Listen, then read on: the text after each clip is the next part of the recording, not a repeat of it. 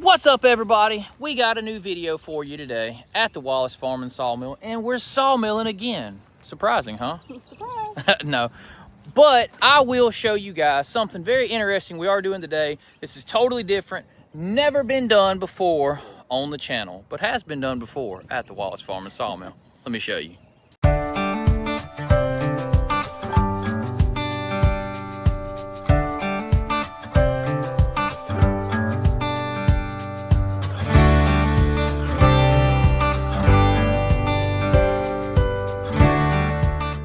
Check out this beauty of a 18-foot pine log, specifically picked out at our logging job we did last week. And let me show you something beside it. We're gonna step 2 feet over. Bam, we got a trailer with no deck on the inside. We're missing a lot of wood in here. Also, I will mention, that's some nice tight grain pine. Straight as an arrow. Guys, my buddy Jake hit me up and he was like, Tyler, I need a cheap, fast deck put on this trailer. I'm about to sell it. Just give me something cheap. I said, look, Jake, pine ain't ideal, but it's what's cheap. And I will put some on there and it'll last a couple years, 2-3 years probably. He said, good.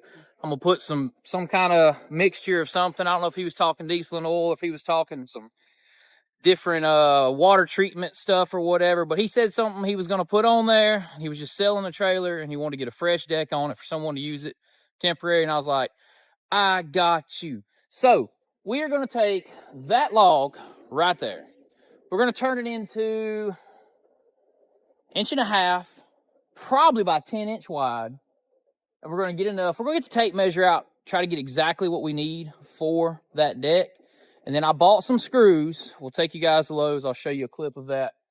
Actually, I've already been. And I'm going to show you the screws we picked out for this job.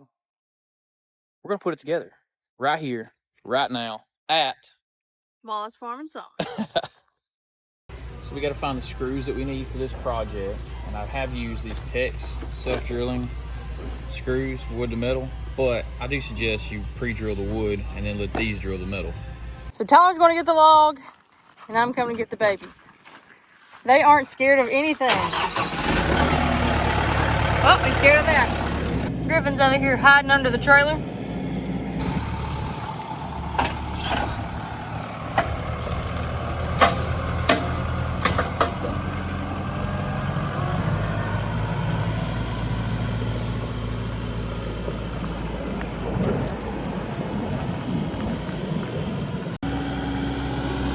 He set the log down over there to flip it around and get the end that he wanted pointed towards him on the sawmill. So, had to get it all flipped around.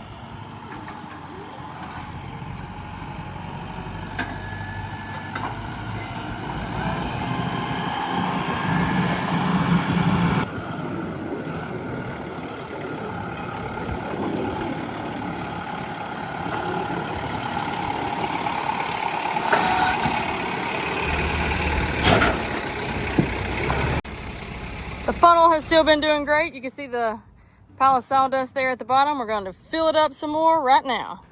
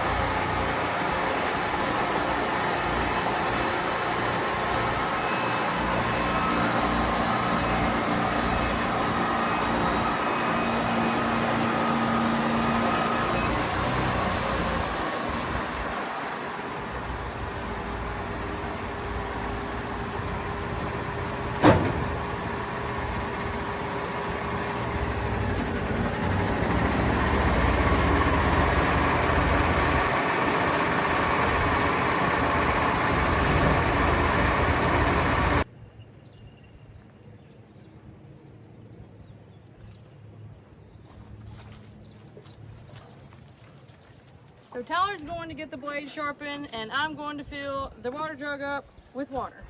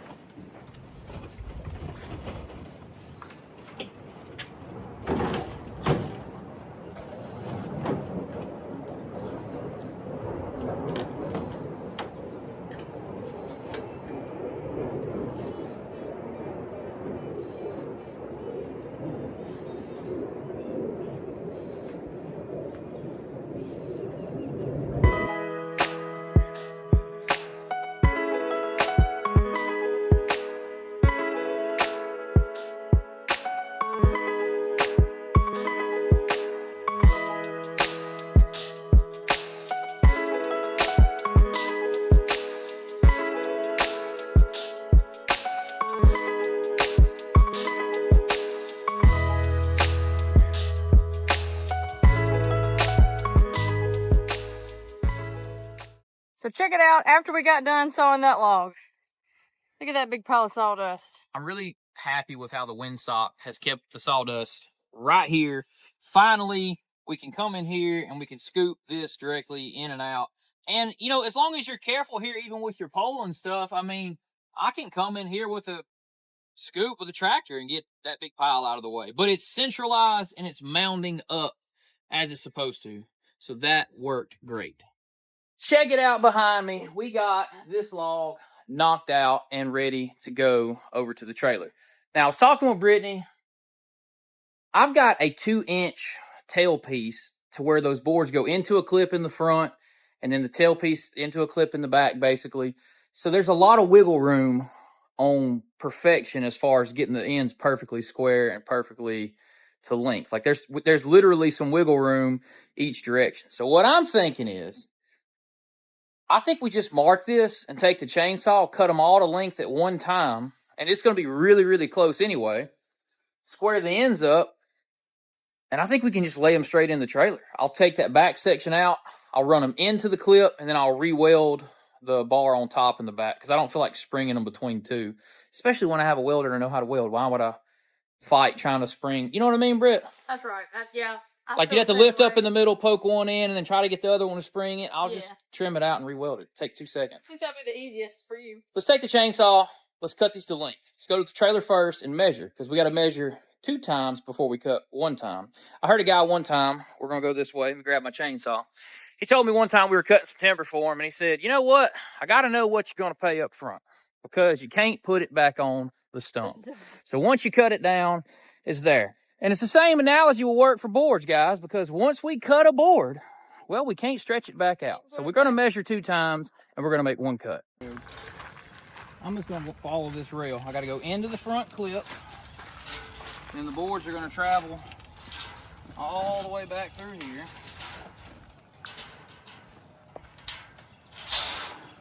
Uh-oh. It's okay. Tape bending. Yeah, so tape. All right, so then they got to go back into there. So 16 foot, 1.5 inches. 16 foot, 1.5 inches. Okay. Now, if you look at this trailer, you can see, I don't know why they had it this way, but they only had screws here for whatever reason. Now, we're going to put more screws in that.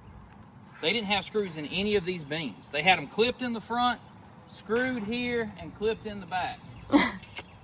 We're not going to do that. That's not enough. I feel like we more or less need to go, probably, this is a full-length beam, so screws here, and screws here.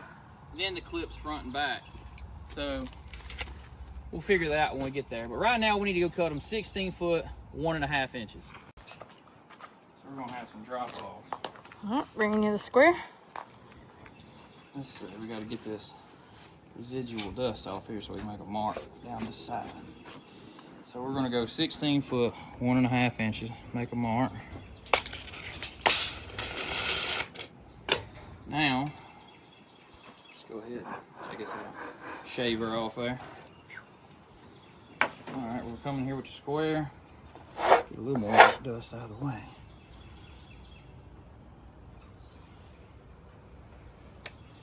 There's your cut. We might as well go ahead, make us a line down here. We can follow with our chainsaw a little better. That's the thing I like about these squares. There we go. Now that has to come off. That has to come off there. We're going to use this bad boy to do it. How many pulls does the MS 362C take to crank today? It's choked. Ready? 4. 5.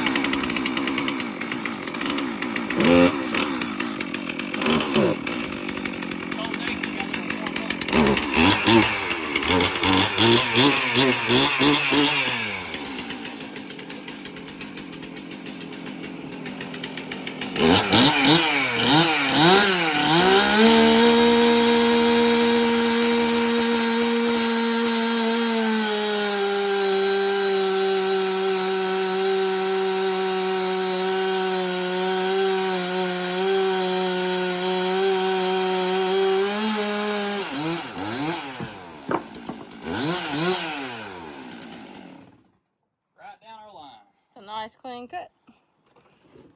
We gotta measure how long these are. We'll do something with these. Yeah, something can be done with those.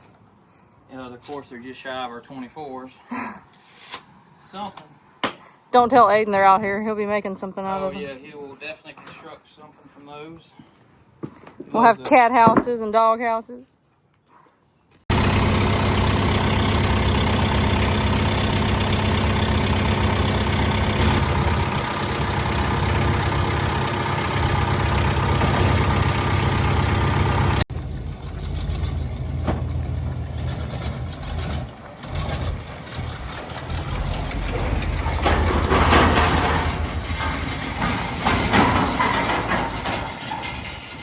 So the best way to get these old screws off is going to be to take this. We're going to just put a little notch at the bottom, take the hammer and snap them off. I got 3, 4, 5, 6, 7, 8, 9, like 12 of them maybe. So that's how we'll do it.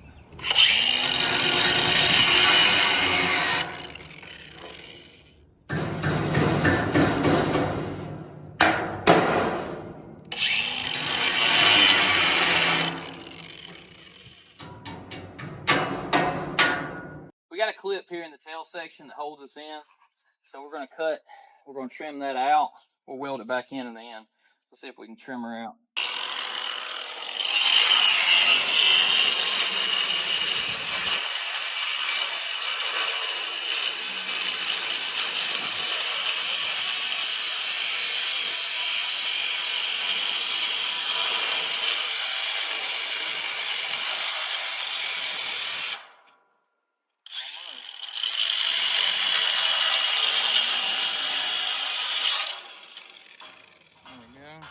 We got some screws kind of holding in here. Let's get in here and trim.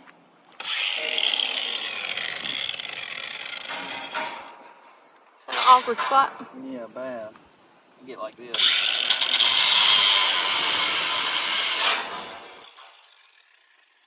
That is some thin metal. We don't even have to cut that side. We can slip all those in. True. And then just bring this back down over the top. Weld that up. And the reason I didn't use the torch or anything is I could get a cleaner, smoother cut just making a quick. It's so thin. So let's get these screws out of the way here.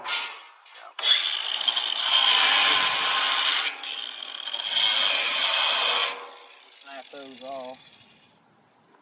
We'll have to cut this one out.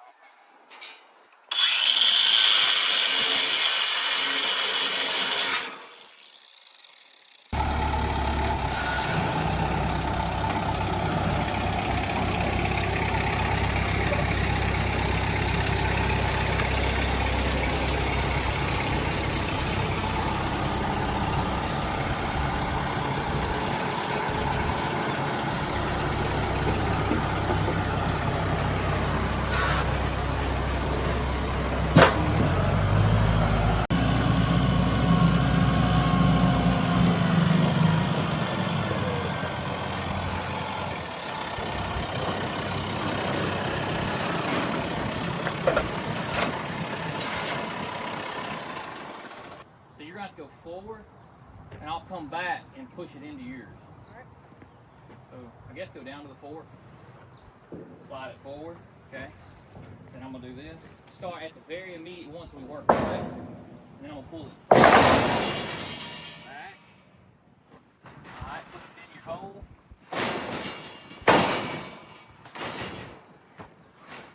Now we got to get it over this little crevasse. Flip it over? Yeah.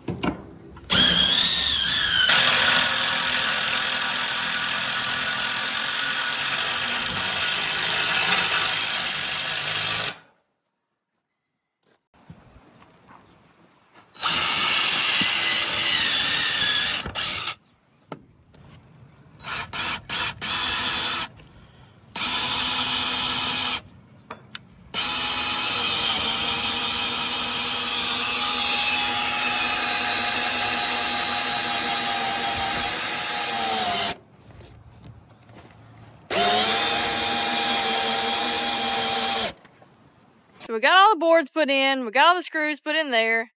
Now we're going to take it up to the house in front of the shop there, and Tyler's going to weld that piece back on. Me and Sage are going to ride on the back.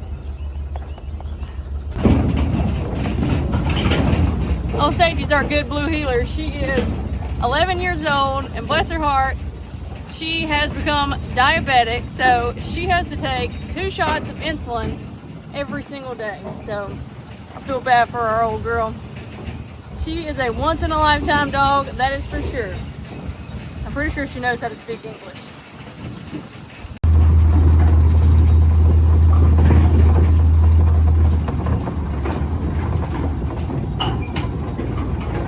Alright, he thinks he's gotten left.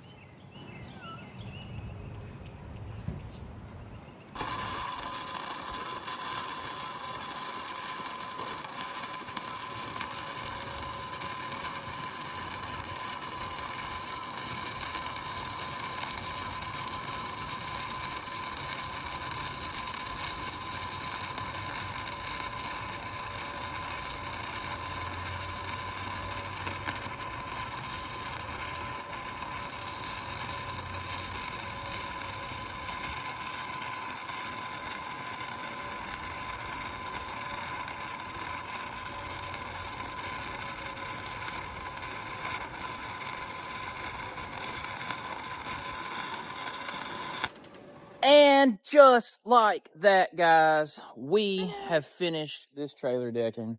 Now look, the point of this thing was he wanted quick, fast, and cheap. So there's nothing's been dried, this was quick, fast, and cheap for him. And I got it installed for him so he can take it and do with as he pleases. Now, guys, I have done some trailers like that in the past. You'll get some shrinkage on these boards. Probably an eighth and an eighth. Probably end up having a quarter gap. But anything you're loading on this trailer probably doesn't need to be watertight. And a quarter gap, well, your tires or anything of your lawnmower or whatever else you would haul on a trailer like this, it will be perfectly fine. Got the Boss Man here. Quick little overview of it. Wood looks good on there. Not too shabby. So that is just another way to make a buck here at the Wallace Farm and Sawmill, I guess you'd say. I am enjoying those chickens right there. You like your chicken shirt? Like my chicken shirt. Had the chicken mom shirt on the other day. Yeah, she did have the chicken mom shirt. She's I guess you got chickens on the brain because we have 100 and something chickens right now. 105 right now. Guys, we are going to close this particular video out. We just want to show you a little bit of another way of making money with the sawmill, I guess you'd say, because we usually don't end up doing the trailer decking here. Yeah. I cut a lot of trailer decking. Let's go over to the barn so we can escape the wind right now. Inside of our boat right here, I've got a lot going on right now because I'm finishing up installing some lights. I've got my depth finder, fish finder, all that good stuff's right over here. So we're getting some things done. And I got right over here some seat pedestal bases in the rear that are being installed. That is, however, going to do it for this particular video. Another windy day at the Wallace Farm and Sawmill. I guess it's spring blowing its way in. What do you think, Britt? I believe so. It's something blowing in. Guys, I'm going to go right now and jump on my Farmall Super A, which is living in the shed over here right now. And I'm going to go run through our corn patch. We got some sweet corn that is about yay tall. I'd say about nearing 3 inches right now. And I'm going to run it through for the first time as an outro to this video. But that is going to do it for this video. But I will include a little spare clip at the end for you of watching that Super A run through that sweet corn patch for the first time. So, until next time, guys. See ya.